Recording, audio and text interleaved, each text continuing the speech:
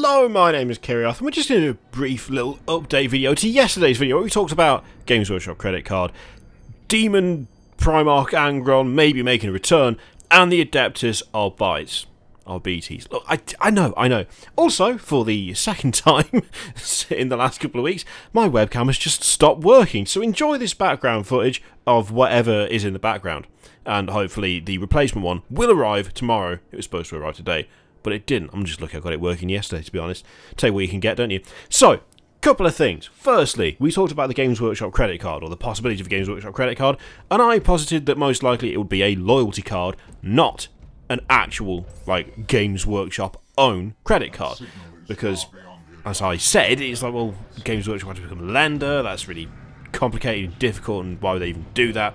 There's been a couple of interesting responses, well, there's been a lot of interesting responses, but I'm going to put a number of them together to talk about something that I hadn't thought about. Which is, firstly, actually, would Games Workshop see that much in the way of value out of producing a loyalty card? A couple of people brought this up where I talked about how I only really buy from third-party websites because of the discounts. Games Workshop, you know, to make a significant dent in that, would have to actually really make a loyalty card pretty damn good. They'd have to make it really, really worth it for people who don't shop with them, but shop from third-party retailers who sell their stuff at a discounted rate. Is it actually worth it for them to do that? That's the first thing. Is it worth it for them to give away free stuff in an attempt to try and get people to use their store over other retailers? To be honest, I really don't have an answer to that. I think it depends entirely on the person who picks up the card or doesn't pick up the card. I mean, I just wouldn't buy enough, I don't think, at least in a short period of time, to make having a Games Workshop loyalty card worth it, just because I still wouldn't see immediate value from it. You know, I'd have to sit down and kind of calculate, well, if I'm buying this, this and this, and that will get me this many loyalty points, and then that many loyalty points could then be spent on whatever. Would that actually work out cheaper than spending money at, say, Element or Alchemist? I'm just using those as examples because those are the ones I use. You know, would it be cheaper to buy from Games Workshop in the long term if I know I'm going to get the free stuff from them, or would it still be cheaper to take that discount on every purchase as opposed to waiting for it to stack up? I think it depends entirely on how much you buy, how often you buy, the size of the things you buy. It's kind of a complicated question when you get down to that level of detail. So, I mean, a loyalty card, I think it's still more possible than an actual credit card, but as I put forward the credit card thing, of it being a case of it being lenders and so on, and, you know, they'd have to register all that stuff, people have pointed out that other shops like Debenhams, and I think New Look was another example that was given, they do have their own card, and they don't set themselves up as a lender or anything like that. Instead, they party with a third company. They have a third-party lender that kind of sorts that side of things out, and then their branding goes onto that card, and it would be a case of you buy the stuff with the card, you then pay the card off immediately, sort of avoiding the interest. That would then get you the loyalty points, which eventually means you'd be able to buy more stuff. Well, you'd get stuff for free, effectively. So that is a lot more possible. I'm still not entirely sure I'd be comfortable with it. As well, people pointed out that, yes, the way that they use a credit card is they do exactly what I've just said. They pay for the thing on the credit card, they immediately pay the credit card off, and so they treat it like a debit card, not like a credit card. They don't allow the interest to build up, they don't miss payments, that kind of thing. That is obviously the correct thing to do. When I was talking about people just going mental and just spending all over the place and just going, oh, well, I would have spent it anyway, but they would have spent it next month, so on and so forth. I, of course, wasn't suggesting that everybody does that, but it is a fairly well-known and fairly serious consequence of some people having credit cards. They actually don't really know how to manage the money that it gives them access to, and therefore end up with a lot less money than they actually should have. Not saying everyone does it, but it is a genuine concern, and yeah, it's just one of those things where I've known a couple of people who've had that kind of attitude towards it, which is why I sort of went the more, I suppose, not preachy route, but kind of, I've seen that kind of thing firsthand, and so the idea of a Games Workshop credit card kind of sits a little more uncomfortably with me than it might with people who are genuinely responsible with their money. I wasn't suggesting that you lot aren't, basically. So yeah, that is another possibility, one that I didn't highlight in the video because it just hadn't crossed my mind that yeah, other companies have got these things, but they're not all lenders. They partner with third-party companies, and then that's how it gets done. So does that make it a bit more possible? Yes. That is a lot more plausible. Actually, having a Games Workshop credit card is more possible, is more plausible when you take that into consideration. I'd still say probably a loyalty card is a bit more likely, but again, as people have pointed out, how popular would a loyalty card be? Would people actually go for it? Would it be worth it for Games Workshop to do it? I don't have the answer to that, so at the moment, I kind of feel like a loyalty card is a bit more likely, but a Games Workshop credit card is nowhere near as unlikely as I thought it would be yesterday. By the way, like every now and again, when I say things like, I like to think of this as like a two-way conversation where I talk to you and then you leave a comment and I read it and it is like an actual conversation.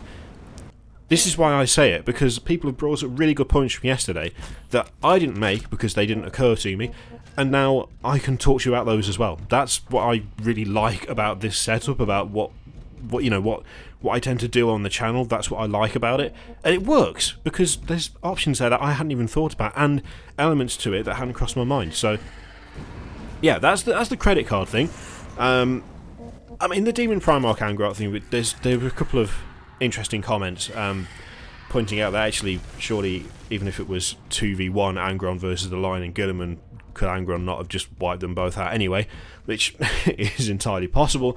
But yeah, I think that's pretty much, we can leave that how it is. The Adeptus Arbites, though, someone did point out something very interesting, which I have to admit, I'm not a big Arbites expert.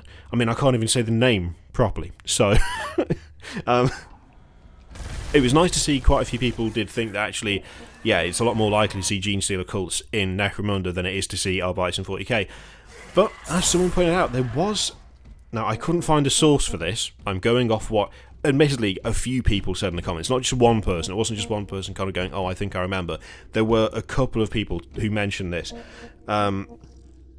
Some bit of fluff, some bit of lore somewhere, talking about the Arbites being almost like a first response unit to a planetary invasion, but they were being used kind of like as a penal legion. So you would have the Arbites as commanding officers of prisoners who had execution collars on, and the prisoners fought or their heads exploded.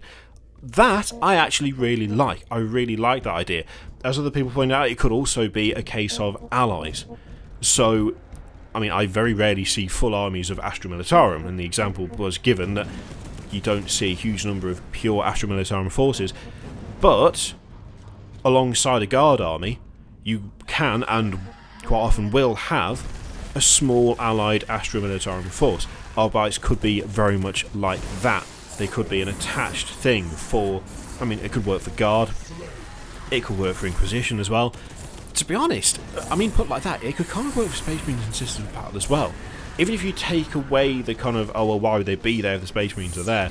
They're going to have a knowledge of the area, of the battlefield, of the enemy that the Space Marines at the start won't have. So, presented like that, it does fit better, in my head at least, in that kind of, I guess, on the scale of 40k. It's still very much a planetary thing, but it is not, you know, it's not as unlikely as I felt it was for them to be involved in, I guess you could say, galactic conquests, but on a planet-by-planet basis. You know, they wouldn't be travelling from one planet to another, no. But if Imperium forces came to a planet whereby the Arbites were the first line of defence against some sort of invasion, or they were there as an invasion was arriving, or they were there to relieve a planet from an invasion, so on and so forth, the Arbites could actually be very feasible allies, and in a pinch could work as a force in and of themselves with the help of like a penal legion or something like that to try and repel the invaders. So the people that mentioned that, thank you very much for mentioning that, because that is actually genuinely something that I had never read, that I hadn't seen and had little to no knowledge of. So you bringing that up now, the Arbites thing actually makes more sense to me. I have to admit, I would still be surprised to see them come to 40k. It might happen, it may well happen at some point.